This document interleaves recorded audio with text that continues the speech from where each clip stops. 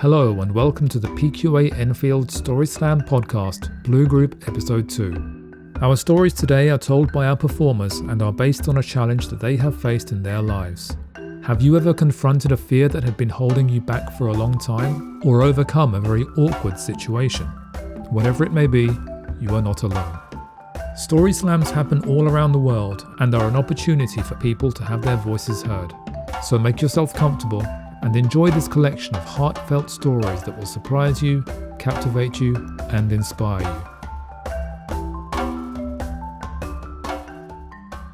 I sighed. I thought to myself saying, what's going to happen now? Homeschooling? Oh gosh. I just feel sorry for my mum really. She has to put up with me and my sister. I mean, an upside is I can lay in and stay in my pajamas all day. I said, maybe this can't be so bad after all. Well, I was wrong. I'm just sick of it. Every single day it's the same thing. On the screen, off the screen. On the screen, off the screen. I hate this. These technical issues are killing me. Every day on the class call. Okay, so 26 times. Pardon? I mean, it's sort of getting better now. I noticed that I just need to cope with it and not feel like it's affecting me in any way. Sometimes things like this will happen, and it's just a part of life. Stressing about it is just not going to help.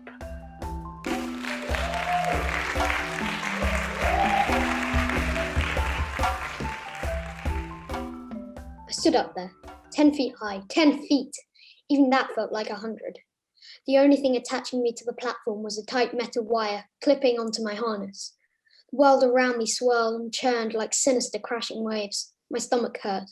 It could split open. I could spit up vomit any second. My legs felt like jelly. The thick support was a strand of yarn. I was going to fall. I couldn't do it. I couldn't. People passed me, unclipping their harnesses and reclipping in front of me, sniggering. I tried to slump over, but the harness kept me upright. Great, I thought to myself. Everyone's trying to help me up, but they only make me feel like I'm falling down. Hey, said my friend next to me. You okay? I wanted to say no, but the words just wouldn't come out. Oh, she said. I get it. She sounded like she actually did. Here, she said, holding out her palm. Take a deep breath and we'll go across to the next platform. It was then I noticed the solemn tear running down my face, wiping it with the back of my sleeve. I took large gulps of sweet air, filling my lungs, hoping to just fly away. I looked over the edge, then discovered that I shouldn't have. The ground looked way further down than it did 10 minutes ago. Okay, I choked, noticing my throat was raw like sandpaper from not swallowing. Good, my friend said, grabbing me and yanking me forward. We'll go on the zip wire first. What? I wheezed loudly. Please, no. Come on, it'll be fun. And she tugged me onto another platform where the edge just stopped. No way, I said. There is no way I'm going down that. Yes, you are. And she grabbed my hand tightly, making my wrist sore, and pushed me off the side. I yelped, gripping the rope above me with my hands. The rough knots burnt my palms. I began cursing under my breath, saying I would never go anywhere with my friend again. My yelping suddenly stopped. My stomach didn't feel woozy anymore. In its place was something warm and fuzzy. I laughed. Actually laughed. No way. I liked it. Impossible. I liked it. Thunk. I slammed into the wood chunks at the bottom of the line, and the chunks flew into the air. It hurt. But I somehow enjoyed it. Laughing the whole time, I went on it again.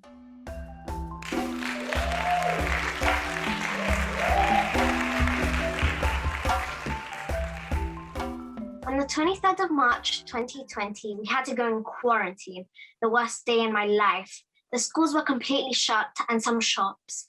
The only shops that were open were food shops. How boring is that? Online, online, online. My head is going to burst. I have to do online school on Zoom every day. Sometimes my internet is very unstable, so I could miss a quarter of my lesson. How unfair is that? I really can't handle this COVID-19. I'm still going on and it's 2021. I miss my friends and teachers. I also really, really miss going on holiday. I'm just fed up with quarantine. Staying home is very, very boring. You have basically nothing to do. The only shop I have close by is Tesco. My Tesco is very small. There is only food to buy there. Luckily, I had some things to entertain me. Some of my friends think, is this ever going to end? I'm in year 6 and soon going to secondary, and we are still going through this quarantine. I feel like the government is being very harsh. However, this is just for our safety. So sometimes I don't really mind. I just want to be healthy.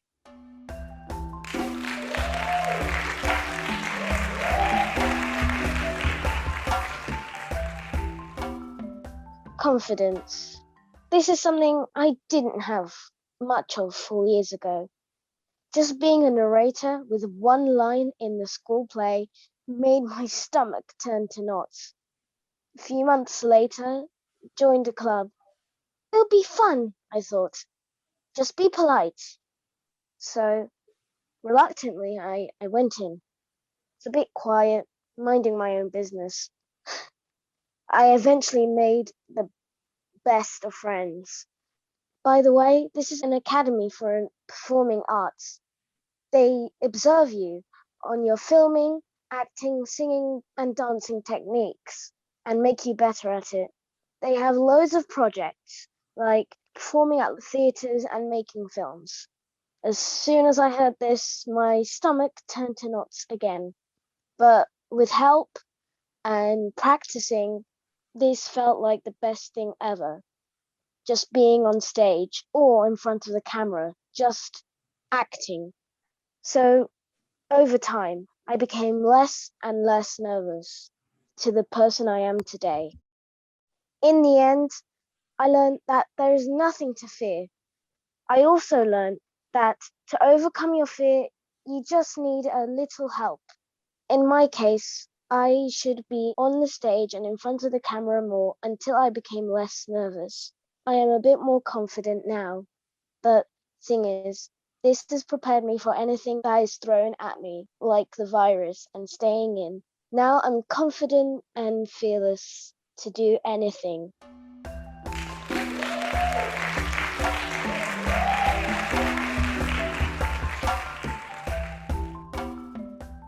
Bullying someone doesn't make you a better person, and watching someone being bullied doesn't make your life any better.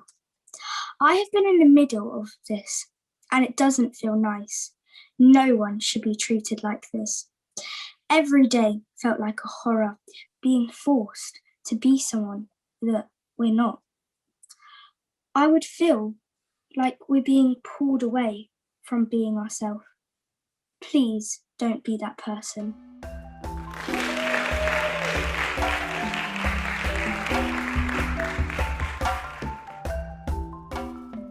When I moved to England, it was quite hard to leave all my friends behind. The hobbies I did, just everything was left.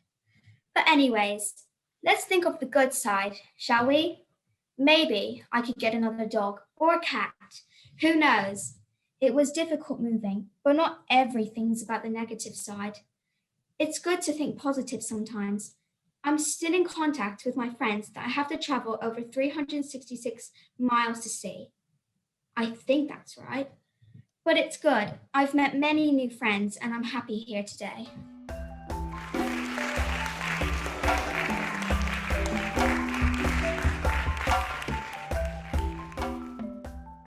It was the first day at my new school. I woke up with chills shivering down my spine.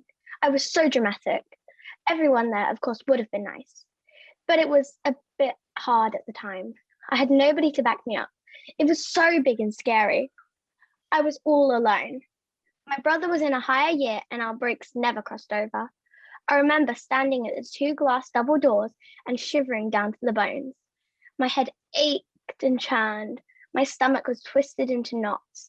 I noticed a sinister tear rolling down my cheek, followed by more. My cheeks were tear-stained.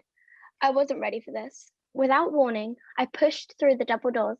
I was greeted by my teacher. She said to me, "Hi, Rosie. I understand this is your first day here and you may be scared." I gulped and gasped for air. The children here are lovely and they will welcome you with open arms. Come on, let's go to the classroom. I muttered under my breath that I knew I wouldn't like it, but I was wrong. Everyone in the class was super excited to see me and they were so welcoming and kind. I had no reason to ever be scared, but from that I learned that change doesn't need to be scary, it can be good.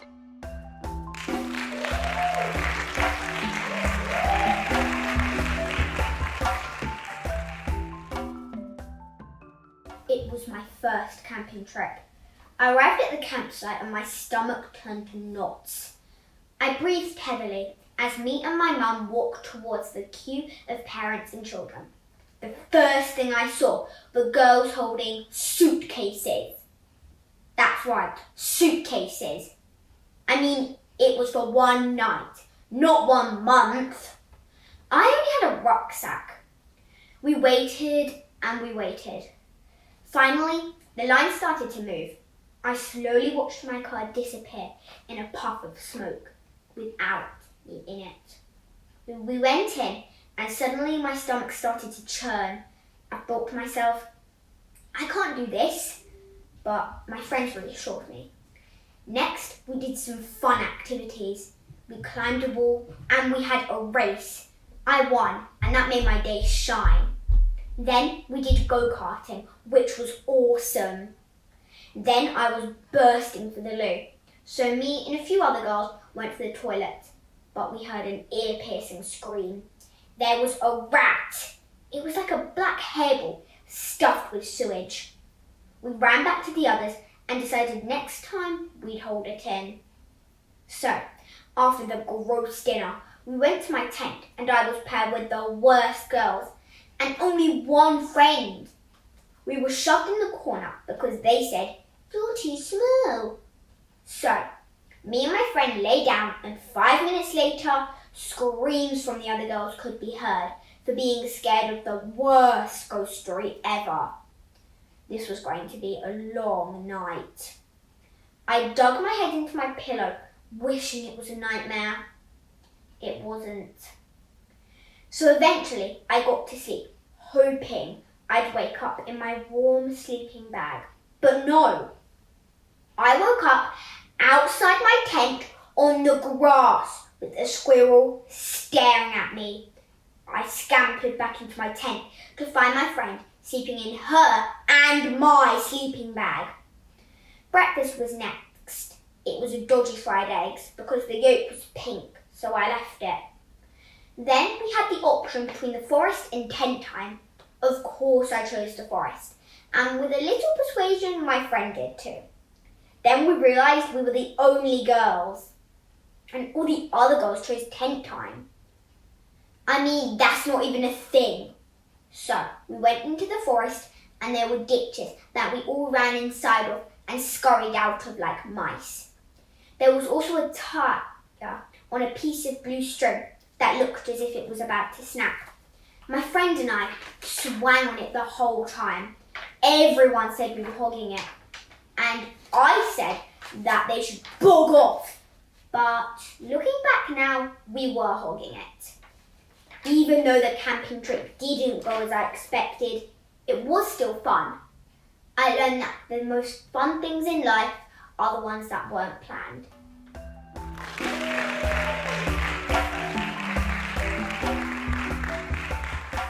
What a fantastic collection of stories, I'm sure you will agree.